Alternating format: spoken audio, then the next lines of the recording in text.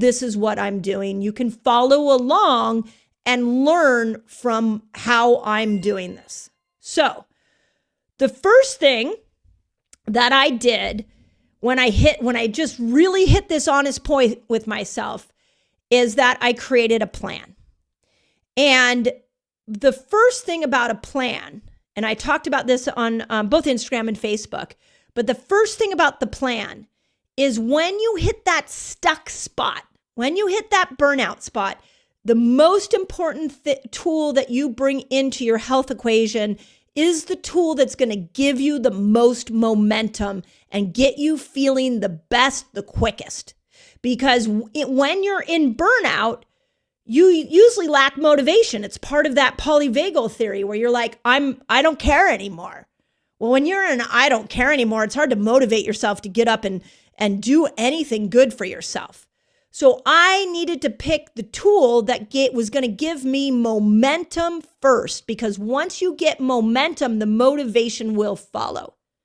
So for me, that was actually working out.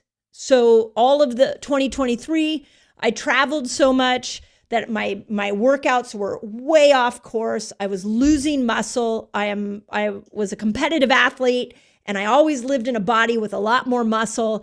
And I just I didn't feel strong. I felt like even my posture was starting to feel like a little bit like an old lady, like I was kind of curling forward. So my first step to create momentum for myself was to hire a trainer and get into the gym where she was at.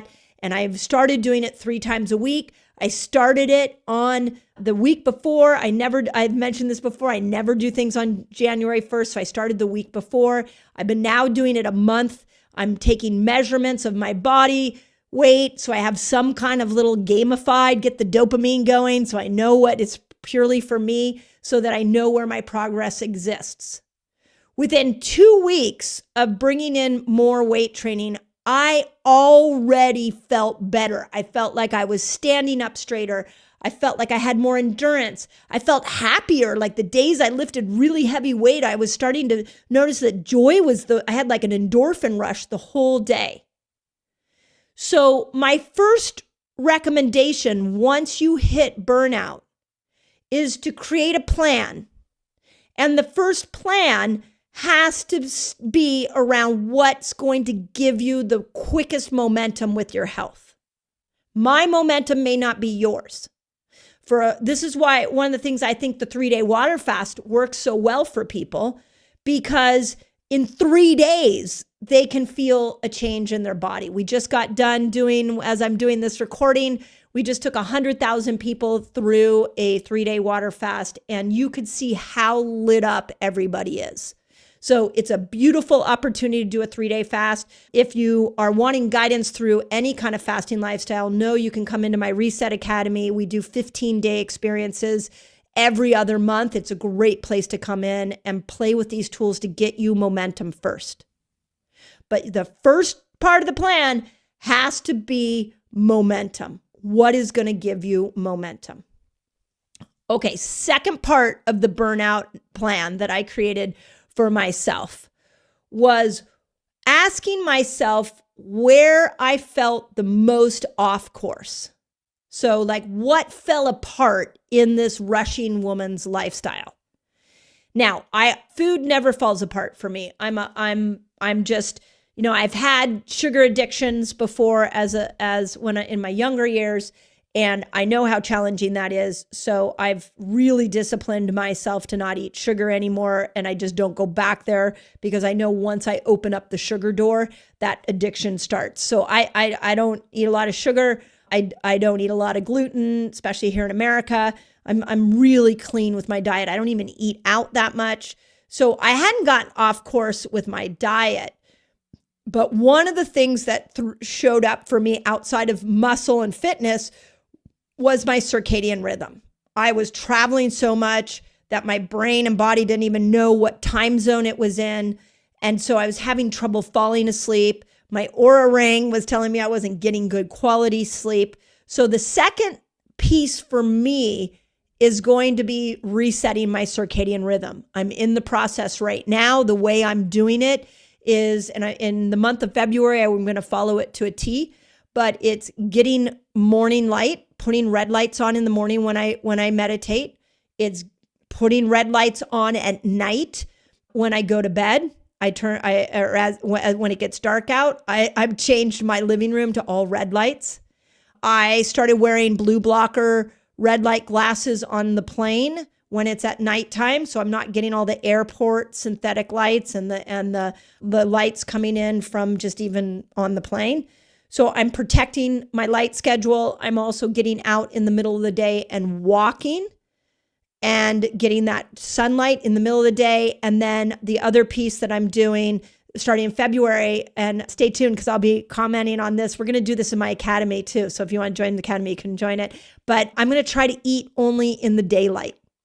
So I find that if I put something kind of fun and playful, like I'm calling it a circadian reset, I'm like, oh, now it's kind of fun. Could I just eat during the day? Could I play with light a little bit? And let me see if that brings my natural circadian rhythm back. So now I've handled two major pieces. I've handled my fitness. I've handled my circadian rhythm.